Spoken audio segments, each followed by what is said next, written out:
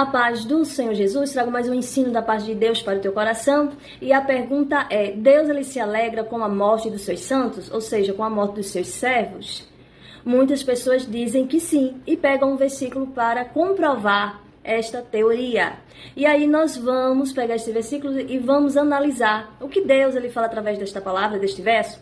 Vamos lá, está em Salmos capítulo 116, o verso 15, que diz assim: Preciosa é a vista do Senhor, a morte dos seus santos. Então diz aqui que é precioso, né? Que para Deus, a vista de Deus, é preciosa a morte dos seus santos. Mas aí as pessoas veem esse verso como que Deus ele se alegra com a morte dos seus santos. E ainda falam mais, né? Ainda acrescentam. Diz que Deus ele se alegra porque os seus santos vai estar mais próximo de Deus, o seu santo vai estar com ele, está na glória. Deus vai estar mais perto dos seus santos, dos servos. E por isso Deus ele se alegra. Só que não. Esta passagem não tem nada a ver com o que muitas pessoas falam. Esta palavra preciosa, no original, quer dizer custoso, ou seja, custa muito, custa para Deus a morte dos seus santos. Porque Deus, ele não se alegra. Por que não se alegra?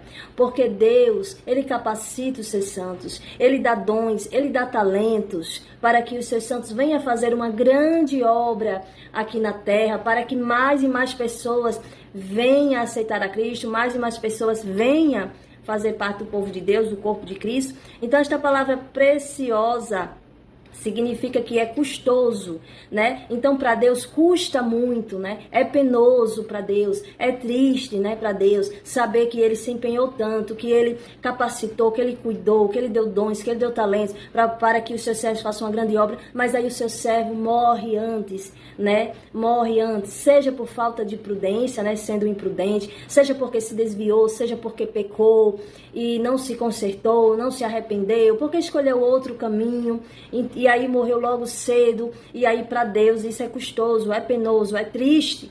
É isso que esta palavra está dizendo aqui, né? E nós temos que entender de fato o que a palavra de Deus nos ensina. Por isso que nós temos que estudar. Então, muitas vezes, quando morre uma pessoa que faz a obra logo cedo, aí as pessoas colocam este verso e diz: preciosa é a vista do Senhor, a morte dos seus santos. Deus ele se alegra com a morte dos seus santos, Deus está feliz. E não, Deus ele não está feliz, não fica feliz, porque para Deus é custoso, custou muito, é penoso, é triste ver que o seu servo morreu logo cedo.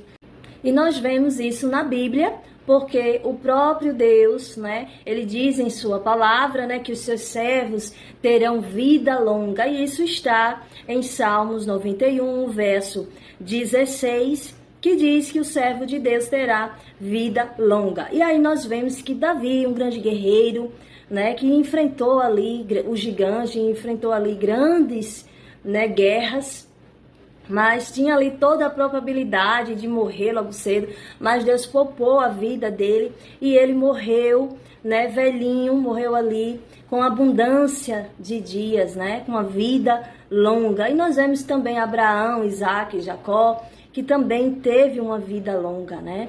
E aí nós vemos também já no Novo Testamento que o apóstolo João, que é o apóstolo, né, o discípulo amado de Cristo, ele também morreu de velhice, né, já velhinho ali, com abundância de dias, né, sabendo que ele era o discípulo amado de Cristo, Cristo tinha um grande amor por ele, né, um discípulo que realmente estava ali servindo a Cristo.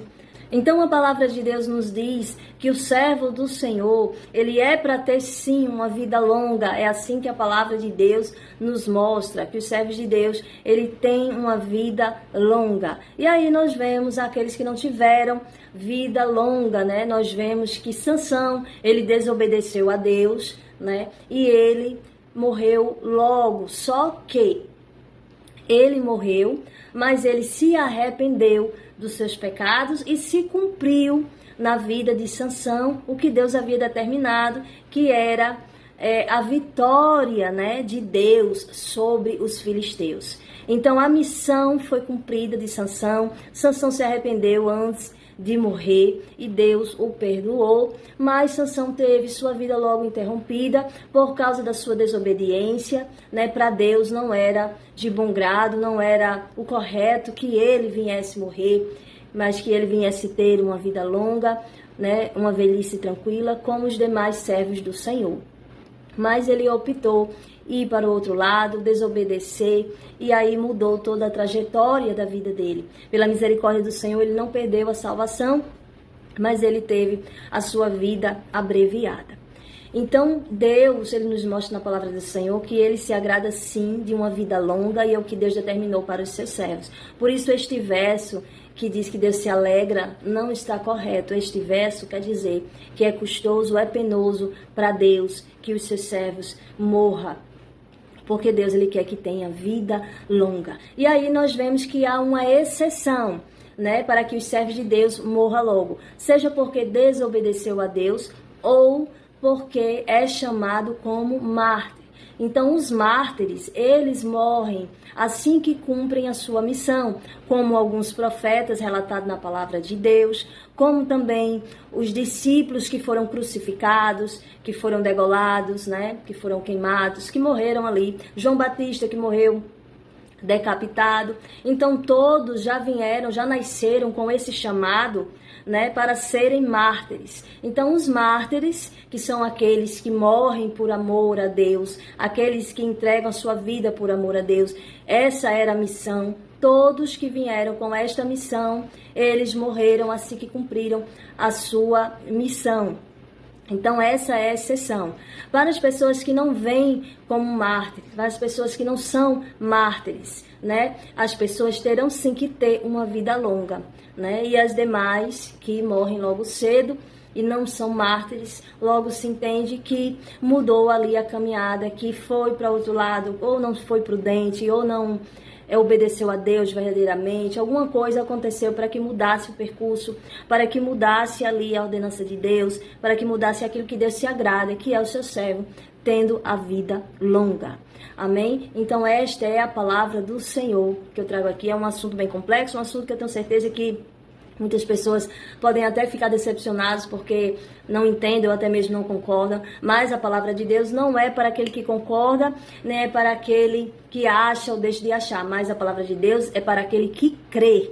Então nós não temos que concordar ou discordar, apenas crer na palavra de Deus. E se tiver alguém que não vai acreditar, que não acredita neste ensino, nesta palavra, aí é com ele Deus, porque só Deus é que vai tratar com as pessoas a respeito delas não quererem acreditar na palavra de Deus. Amém? Eu espero que esse assunto tenha ampliado aí o seu entendimento, que o Senhor Jesus continue abençoando a sua vida. Amém?